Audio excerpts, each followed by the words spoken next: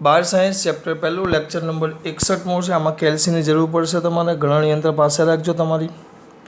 એમાં એમ આપ્યું છે કે આ સમઘન છે। જો આકૃતિમાં તમને એક વિદ્યુત ક્ષેત્રની વાત કરીશ। પહેલાં તો વિદ્યુત ક્ષેત્રના ઘટકો EX વિદ્યુત ક્ષેત્રના ઘટકો આપ્યા છે। અહીંયા તેને જો ખાસ લખતો જાઉં છું, કયા ઘટકો આપેલા છે? વિદ્યુત ક્ષેત્રના ઘટકો। સૌથી અગત્યનો દાખલો છે, દાખલામાં કંઈ જ લેવાનું નથી, કંઈ જ નહીં, પણ પૂછાય છે તો એ છોકરાને આવડતો નથી। દાખલામાં કશું જ લેવાનું નથી, સમજો। કયા ઘટકો તમને કીધા છે? વિદ્યુત ક્ષેત્રના ઘટકો। વિદ્યુત ક્ષેત્રના ઘટકો જેમ સમજો, અહીંયા લખું છું તો વિદ્યુત ક્ષેત્રના ઘટકો, મારા દીકરા જાગે છે। એમાં આપેલું છે કે EY અને EZ બંને 0 છે, આ રકમમાં આપેલું છે। એટલે એનો X અને Y બંને ઘટક, X અને Y બંને ઘટક, એના X અને Y બંને ઘટક 0 છે। સોરી, Y અને Z ઘટક બંને 0 છે, X અને Y નહીં, સોરી, બહુ મોટી ભૂલમાં નથી।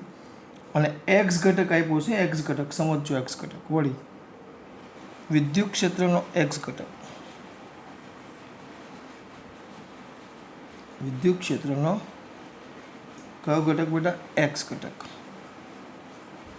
એ ખાસ અગત્યનો છે કારણ કે પેલા તો 0 જ છે, તો EX બરાબર આલ્ફા X ની 1/3 આ જે ઘટક છે તમને કંઈ કહેવા માગે છે? બોલો, કોઈ કહેશે આલ્ફા X ની 1/3 એટલે શું ખબર પડે મારા દીકરાઓને? એનીવન કંઈ કહેવા માગશે બેટા? હાથ બહુ બધાના ઊંચા થઈ ગયા છે, 1 મિનિટ હાથ નીચે કરી નાખો। બોલો, હવે બોલો, આ શું કહેવા માગે? વિદ્યુત ક્ષેત્રનો જે આલ્ફા છે EX, એ તમને એ કહેવા શું માગે? કોઈ મારો પોયરો કહેશે મને? એ કોઈ મારો દીકરો કહેશે ખરા એ શું કહેવા માગે? એમ આલ્ફા X ની 1/3 એમાં તમને આલ્ફા પાછો આપેલો છે જ્યાં, આને કહી દઉં સમીકરણ નંબર 1, પાછું એમાં કીધું છે જ્યાં જે તમારો આલ્ફા છે ને, આલ્ફા આપ્યો છે 800 ન્યૂટન પર કુલમ, 800 ન્યૂટન પર કુલમ એવું આપેલું છે, ધ્યાન રાખજો। 800 ન્યૂટન પર કુલમ। તો એ મને કોઈ કહેશે 800 ન્યૂટન પર કુલમમાં તમને આપેલું છે, બરાબર? અને પાછું એકમ પૈતો નથી, સાથે સાથે છેદમાં જ લખેલું છે મીટરની 1/2 આલ્ફા તમને આપ્યો છે, આલ્ફા। આનો મિનિંગ શું? કોઈ કહેશે ખાલી આનો મિનિંગ મને કોઈ કહેશે? જેવું આવડે એવું બેટા, જેવું આવડે એવું। આલ્ફા આ X વિદ્યુત ક્ષેત્રમાં, બોલો અહીંયા કે આ વિદ્યુત ક્ષેત્ર ખાલી X દિશામાં જ લાગે છે। ચલો, એ વસ્તુ તો એકદમ સાચું, X ઘટક છે એટલે આ વિદ્યુત ક્ષેત્ર સમાન છે કે અસમાન છે? એનું મૂલ્ય બધે એક સરખું હશે X દિશામાં કે નહીં હશે? બોલ મોહિત। નહીં હોય। કેમ બેટા, કેમ નહીં હશે? સાચી વાત, કેમ નહીં હશે? કારણ કે E ચલે છે √x છે। વેરી ગુડ, E ચલે છે √x। ટૂંકમાં આ વિદ્યુત ક્ષેત્ર જો ખાલી આલ્ફા આપ્યું હોત ને તો તમે એમ કહી શકો કે વિદ્યુત ક્ષેત્ર અચળ છે, પણ અહીંયા તો શું આપ્યું છે? X ની 1/2 એટલે EX, આ અચળ કાઢી નાખો, 800 ન્યૂટન પર કુલમ મીટર સ્ક્વેર, આ અચળ કાઢી નાખો તો શું ચલે? E ચલે છે X ની 1/2, E ચલે છે X ની 1/2, સમજો। એનો મતલબ એમ થયો કે વિદ્યુત ક્ષેત્ર જે X દિશામાંનો ઘટક છે X સાથે બદલાય છે, તમે અચળ ન લઈ શકો। આ વસ્તુ ખાસ સમજો, આ અગત્યની વસ્તુ છે, આ અચળ લઈ શકાય નહીં। આ તમને આલ્ફા પાછો 800 આપ્યો છે, આટલી વસ્તુ તમને કીધું છે।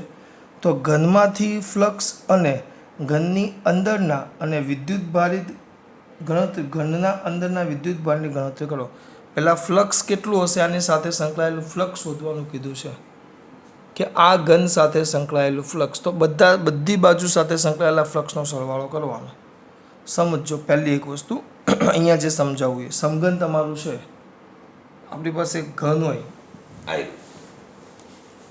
જે મને બાજુમાં સમીપ મળ્યું એ મેં લીધું છે, બરાબર, જે નજીક હતું એ લીધું છે મેં.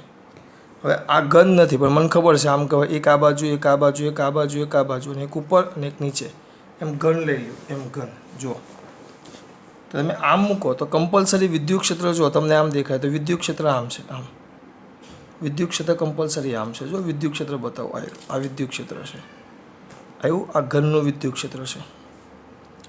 તો આ બાજુનો ક્ષેત્રફળ સદિશ લે, ફટાફટ, ટાઈમ પાસ નથી કરવાનો. આમ છે તો આ બાજુનો ક્ષેત્રફળ સદિશ આમ જ આવે, બંને એક જ દિશામાં થાય. એક આ, ચાલો એક કામ કરો, હવે આ આમ છે તો વિદ્યુત ક્ષેત્ર આમ છે, આ નીચેની પૃષ્ઠનો ક્ષેત્રફળ સદિશ લંબરૂપે આમ આવશે, તો બંને વચ્ચે ખૂણો 90. ફ્લક્સનું સૂત્ર શું આવે? ફ્લક્સનું સૂત્ર શું આવે? 5 કોઈ કહેશે મને?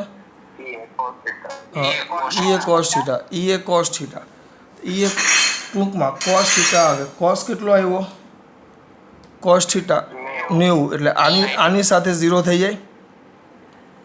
નીચેના ઉપરનો પકડો, ઉપરનો તો ભાગ આમ થશે, જો ઉપરનો ભાગ આમ થશે, આમ આમ, તો એની સાથે પણ 90 એટલે 0 થઈ જાય. આ બાજુ પણ 90 એટલે 0 થઈ જાય. પછી આ ભાગ લેવો આમ, તો આમાં પણ કેટલો થયો?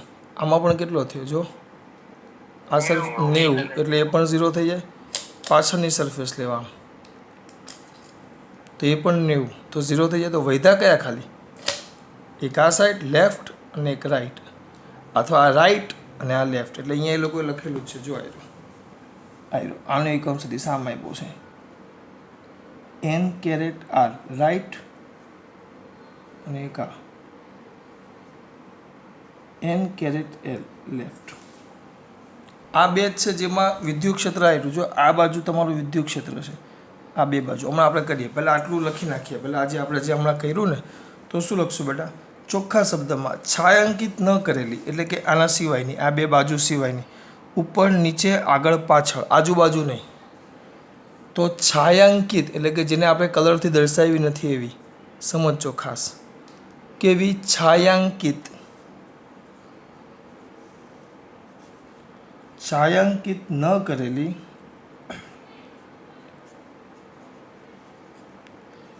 ચાર બાજુ માટે સિમ્પલ વસ્તુ છે. વિદ્યુત ક્ષેત્ર E અને ક્ષેત્રફળ સદિશ એ બંને એકબીજાને લંબ છે. આનો મતલબ એમ થાય, બંને એકબીજાને લંબ છે. આનો મતલબ એવો થાય, બંને એકબીજાને લંબ છે. લંબ છે એટલે થીટા કેટલો થઈ જશે? 90. થીટા 90 થાય. લંબ છે એટલે થીટા 90 થાય, બરાબર. તો એની સાથે સંકળાયેલું ફ્લક્સ, તો આ ચાર બાજુઓ, આ ચાર બાજુ સાથે સંકળાયેલ, ચુંબકીય નહીં, ચુંબકીય ચોથા પાઠમાં આવશે, વિદ્યુત ફ્લક્સ. તો વિદ્યુત ફ્લક્સ 5 = 0 થાય. એટલે ચારે ચાર સાથે સંકળાયેલું ફ્લક્સ 0 થાય.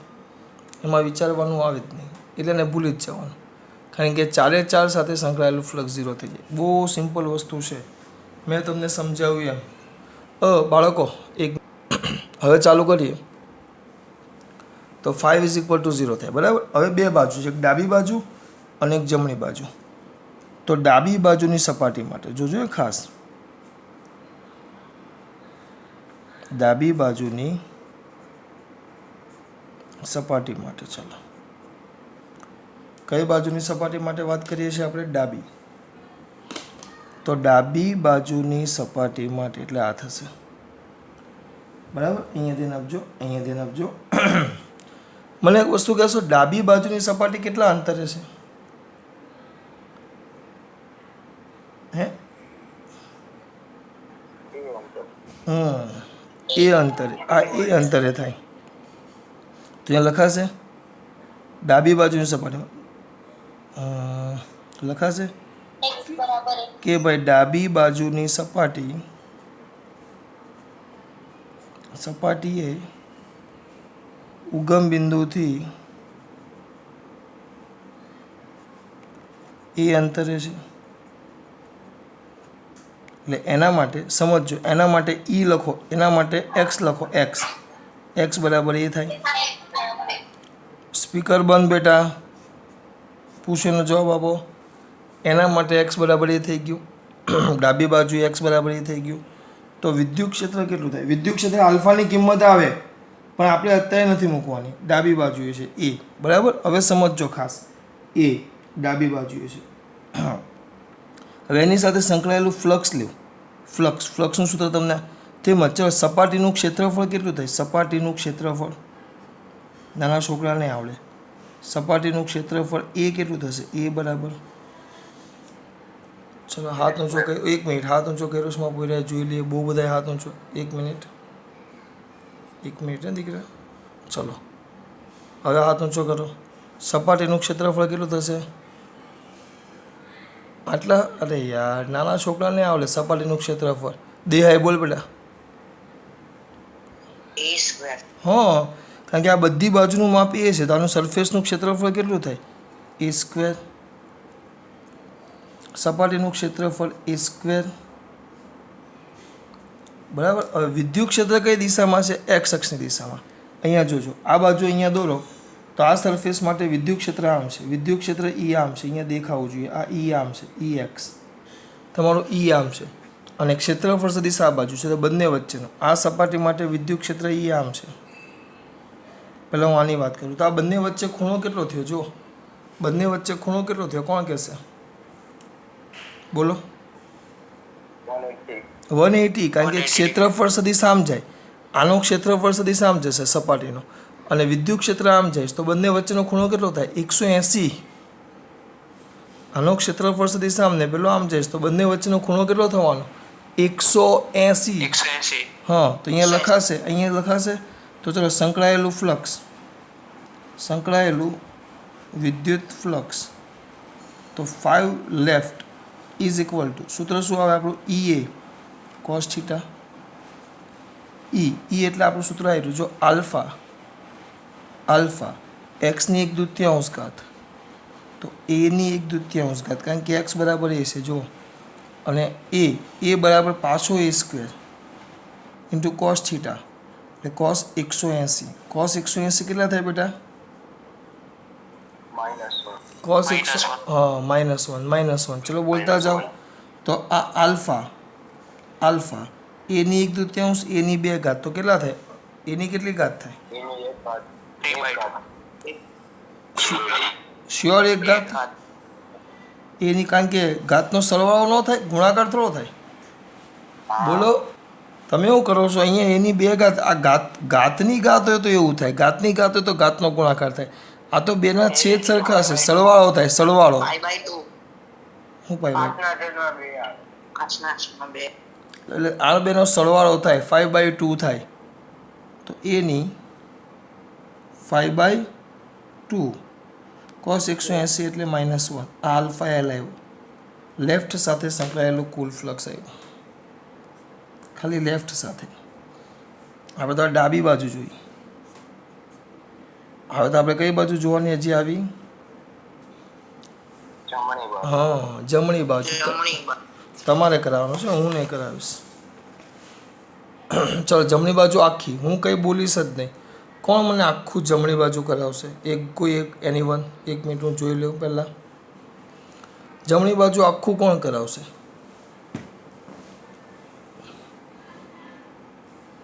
મારી એવી ઈચ્છા છે કે તમે બોલતા જાઓ ને હું લખતો જાઉં. ચલો એક જ પોયરો છે મારો. ચલો 1 મિનિટ. હવે યાર બોલતો જજે બેટા, પછી બોલું એટલે.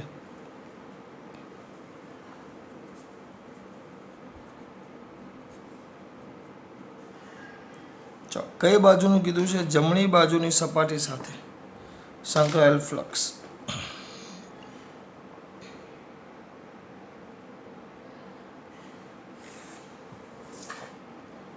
ચલો ભૈયા,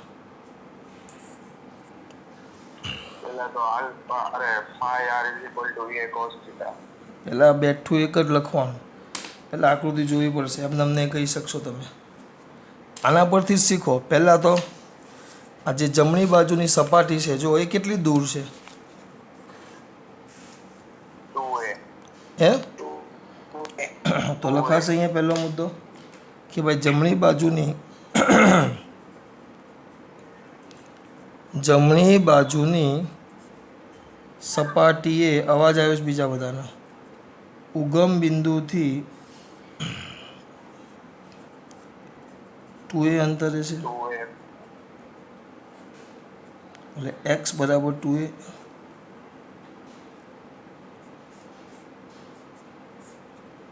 પછી આ વિદ્યુત ક્ષેત્ર બે એક જ દિશામાં છે જો એટલે આવ્યું આમાં પણ એ જ આવશે સપાટીનું ક્ષેત્રફળ તો એ જ આવે કારણ કે એ પણ બાજુ જ છે એક સપાટીનું ક્ષેત્રફળ કેપિટલ એ બરાબર a સ્ક્વેર. ચાલો આગળ બોલતો જાઉં લખતો જાઉં.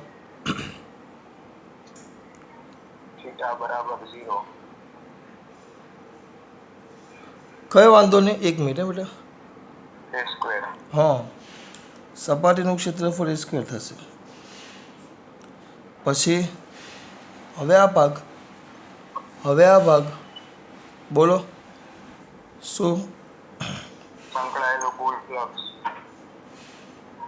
સપાટી સાથે સંકળાયેલ કુલ ફ્લક્સ તેને શું કહેવાય 5 right r is equal two E A theta cos theta. ચલો E કેટલો મળે દીકરા આલ્ફા E જો આવ્યો આલ્ફા એક્સની એક દૂતીયાંશ કાઢ પણ આપણે અહીંયા x2a છે અહીંયા ભૂલ ન થાય. મેન ભૂલ મેં પહેલી વાર મેં જ્યારે દાખલો કર્યો હતો ને સાંભળો મેં દાખલો કર્યો હતો ત્યારે મેં અહીંયા આલ્ફાના જગ્યાએ આલ્ફા તો બરાબર એ અચળાંક જ છે એક્સના જગ્યાએ અહીંયા 2a આવે એ ભૂલ ન થાય 2a ની એક દૂતીયાંશ 2a ની એક દૂતીયાંશ કાઢ હા એ એટલે a સ્ક્વેર અને કોસ થીટા 0 છે 0 કોસ 0 કારણ કે બંને એક જ દિશામાં છે જુઓ તો તમારું સૂત્ર આવશે આલ્ફા વર્ગમૂળમાં 2 બરાબર વર્ગમૂળમાં 2 એની આમાં એ જ આવશે 5 દૂતીયાંશ ઘાત અને આ તો કોસ 0 એટલે 1 આ લેફ્ટ આર 5 આવ્યું ડાબી બાજુ સાથે સંકળાયેલું ફ્લક્સ આવી ગયું. તમારે કુલ ફ્લક્સ શોધવાનું છે કુલ ફ્લક્સ. આને આપો સમીકરણ નંબર 1 આ થઈ ગયું સમીકરણ નંબર 2 કુલ ફ્લક્સ તો શું આવે કુલ ફ્લક્સમાં r l હા એક મિનિટ સંકળાયેલ કુલ ફ્લક્સ કુલ વિદ્યુત ફ્લક્સ 5 એટલે બંનેનો સરવાળો તો 5r plus 5l 5r alpha √2a ની 5/2 માઇનસ કારણ કે આ માઇનસ છે આલ્ફા એ ની 5/2 તો અચળ પદ કાઢી નાખો આલ્ફા એ ની 5/2 અને આ છે √2 માઇનસ કંઈ વધે નહીં એટલે 1 √2 માઇનસ 1. બાળકો બહુ સિમ્પલ દાખલો જો √2 માઇનસ 1 કંઈ જ લેવાનું નથી આમાં. સર હવે મારો વારો આલ્ફાની કિંમત આવી છે 800 તમારે મદદ કરાવવાની છે લખવાનું ચાલુ કરો 800 એ આપેલા છે એ છે 0.1 મીટર આપેલા છે એ તો 0.1 ની 5 દૂતીયાંશ ઘાત બરાબર અને આ આપેલું છે √2 એટલે 1.414 -1 ભાઈ 100 ને બધા હા સર ઓકે 1 મિનિટ આ જોયું આપણે તમારા ગણિત શાસ્ત્રીઓ કરો ફટાફટ શું થાય કયો 800.1 1.047 બધું એટલે આલ્ફામાં આવું પોયરો એમ કહે છે આલ્ફા મારો પોયરો એમ કહે છે આલ્ફા ને 5 યુ 5 એમ કહે છે માં પોયરો 1.047 ઘાત બાદ કાંઈ નહીં બેટા ના એટલે એપ્રોક્સિમેટલી એને એ લોકોએ એને આપ્યો છે 1.5 એકમ તમને ખબર છે ન્યૂટન પર કુલમ ઇન્ટુ મીટર સ્ક્વેર હું અહીંયાથી લખું એ પરથી લખું એ ન્યૂટન પર કુલમ મીટર સ્ક્વેર આલ્ફા આવી ગયો અને જો અમુકને અહીંયા ખબર ન પડતી હોય આલ્ફા કેમ ગણવો અમુકને અહીંયા ખબર ન પડતી હોય કે આલ્ફા કેમ ગણવો એના માટે બેટા કંઈ કરવાનું નહીં આ તો 800 ખબર પડી જાય પહેલાં બેની બાદ બાકી કરી નાખવાના બરાબર પોઈન્ટ ઓકે ઓકે ઓકે એ વાત બરાબર 0.05 બરાબર. અને અહીંયા જો આ 0.1/5 ઘાત એટલે 0.1/5 ઘાત કરવાની, પછી જે જવાબ આવે એનું વર્ગમૂળ લઈ લેવાનું. બરાબર. પહેલાં 0.1/5 ઘાત કરજો અને પછી જે જવાબ એનું વર્ગમૂળ લઈ લો. બરાબર. એ રીતે કરી નાખવાનું, ઝડપથી દાખલો થઈ જાય. પછી એનો બી સેક્શન પણ કીધું છે. આ તો તમે એ શોધ્યું, એનું બી સેક્શન પણ કીધું છે તમને. શું કીધું છે? સંકળાયેલો કુલ વિદ્યુત ભાર સપાટી સાથે ઘનની અંદરનો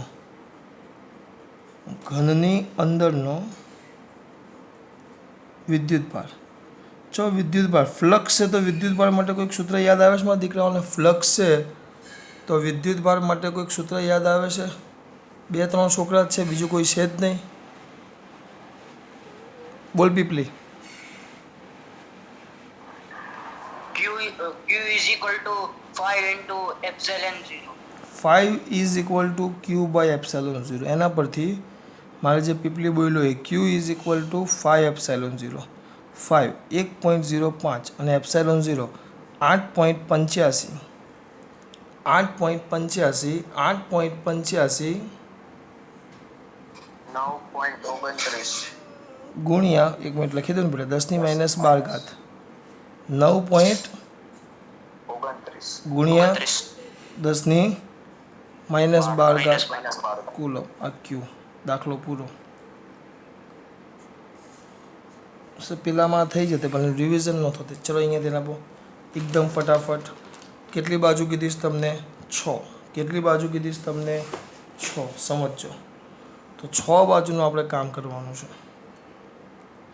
તો સૌથી પહેલાં અહીંયા ધ્યાન, આપણી આકૃતિ મેઇન છે. તો આને આપણે પકડીએ તો આકૃતિ તમને ચોખ્ખું કહેજો. 6 બાજુ છે તો આ પહેલી આગળ પાછળ ઉપર નીચે બધી સાથે સંકળાયેલું ફ્લક્સ 0, કારણ કે લંબ થાય.